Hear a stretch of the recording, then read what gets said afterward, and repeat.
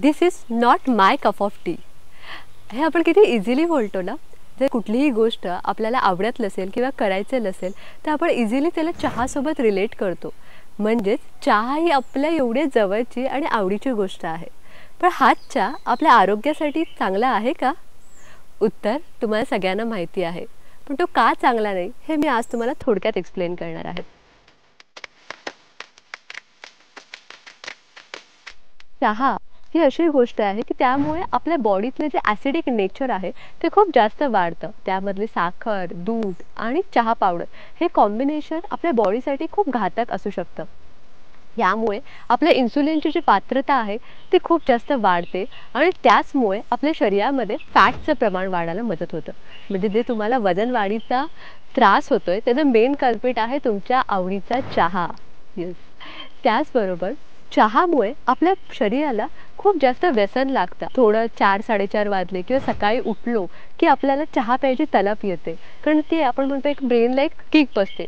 पण ही जी किक आहे, हे जे स्टिम्युलेशन आहे ते खूप अननेसेसरी असतं। म्हणजे थोड्या वेळानंतर आपली मन आणि बुद्धी खूप त्यामध्ये गांगरून जाते की हे एक्स्ट्राचं स्टिम्युलेशन यामुळे स्ट्रेस लेवल ॲक्च्युली वाढू शकते किंवा जे आपल्याला कधी कधी उगाच घाबरल्यासारखं वाटतं हे एक्स्ट्राचं स्टिम्युलेशन वाढल्यामुळे होऊ शकतं। तर ते अवॉइड करण्यासाठी तुम्हाला चहा अवॉइड करायला लागेल। ॲटलिस्ट सकाळी उठल्यावर तरी आम्ही आमच्या साधकांना सांगतो तर तुम्हाला चहा प्यायचाच आहे, म्हणजे जर विष घ्यायचंच आहे तर ते थोडं डायल्यूट करून घ्या। म्हणजेच सकाळी उठल्यावर गरम पाणी पिणं हे सगळ्यात जास्त बेस्ट आहे। पण ते जर शक्य नसेल तर ॲटलिस्ट तुम्ही जर ब्रेकफास्ट करता म्हणजे उपमा, पोहा हे जे काही घेता खाल्ल्यानंतर थोड्या वेळाने तुम्ही चहा पिऊ शकता। ह्याचं कारण असं आहे, जो आपण रात्रभर उपवास केलेला असतो त्यामुळे वेगवेगळे बॉडीमधले एन्झाईम्स ॲसिड सिक्रेट होत असतात। त्यामुळे बॉडीचं ॲसिडिक नेचर ऑलरेडी थोडं वाढलेलं असतं आणि चहा हा हायली ॲसिडिक आहे। जर तो चहा आपण त्यात टाकला तर त्यामुळे बॉडीचं नेचर ॲसिडिक नेचर ॲसिडिटी खूप जास्त वाढू शकते। ह्याचा परिणाम असा होतो की हाडातलं कॅल्शियम या उपाशीपोटी चहा प्यायल्यामुळे शोषून घेतलं जातं आणि त्याचा त्रास आपल्याला म्हातारपणी जाणवू शकतो। तर तो म्हातारपणाचा त्रास कमी करण्यासाठी आत्तापासूनच चहाचं प्रमाण जेवढं हळूहळू कमी करता येईल तेवढं कमी करा। जर तुम्ही 2 वेळा चहा पित असाल तर 2 वेळा प्या, पण तो जे प्रमाण आहे ती हळूहळू क्वांटिटी कमी करा।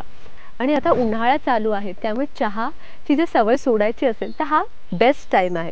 या चहामधल्या टॅनिनमुळे आपल्या शरीरातला कडकपणा वाढतो, आपली स्किन जी आहे ती ड्राय होते, आपली हाडं खूप जास्त आतून कडक होतात, एक स्टिफनेस आपल्या बॉडीतला वाढतो। त्याचबरोबर जे आपली रेक्टम मसल आहे, गुरुत्वाच्या इथली जे मसल्स आहे ती कडक बनते आणि त्यामुळेच मूळव्याधीसारखा त्रास होऊ शकतो। त्याचबरोबर मला तुम्हाला एक सजेशन अजून द्यायला आवडेल की आपल्या पाहुणचारामधला सगळ्यात फेवरेट आयटम असतो चहा। पण येणाऱ्या पाहुण्यांना सुद्धा तो खूप आवडतो आणि जे आदरातिथ्य करणार असतात त्या जे होस्ट असतात त्यांना सुद्धा चहा बनवणं हे सगळ्यात सोपं असतं। त्यामुळे शॉर्ट टाईमसाठी समज कोण पत्रिका द्यायला आलं किंवा जस्ट हाय बाय मीटिंग असेल तर आपण आपला हाय टी म्हणजे चहा लगेच सर्व करतो।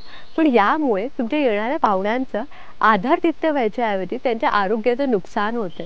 तर त्यामुळे त्यांना आपल्या पाहुण्यांचं नुकसान करू नका। त्यांना चहाच्या ऐवजी तुम्ही कैरीचं पन्हं देऊ शकता किंवा त्यांना लिंबू सरबत, पण ते सुद्धा साखर न टाकता गूळ टाकून जर बनवता आलं तर लिंबू सरबत देऊ शकता किंवा तुम्ही त्यांना एक ड्रायफ्रूटची प्लेट सर्व करू शकता किंवा एक फळ कापून देऊ शकता। ह्या सुद्धा खूप सोप्या सोप्या गोष्टी आहेत ज्या तुम्ही इझिली बनवून त्यांना सर्व करू शकता।